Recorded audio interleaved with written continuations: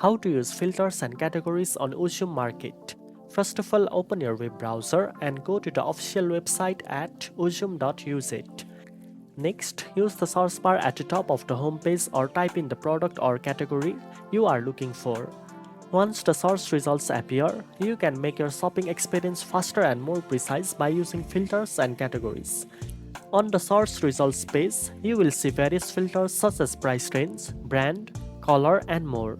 Select the filters that match your preferences to narrow down the results. You can also sort the results by popularity, ratings, number of orders, or recently added products to find the best options quickly. In addition to filter, you can browse products by categories displayed as catalog on the home page or in the menu. Categories help you explore similar products in one section, making it easier to compare opinions and find exactly what you need. Once you apply filters or select a category, the results will automatically update to match your choices. Click on a product to view its details, including description, price, reviews, and shipping options.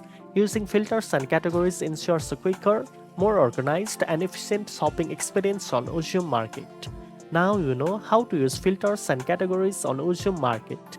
If you found this video helpful, don't forget to like, share, and subscribe for more shopping tips. Thanks for watching, and I'll see you in the next one.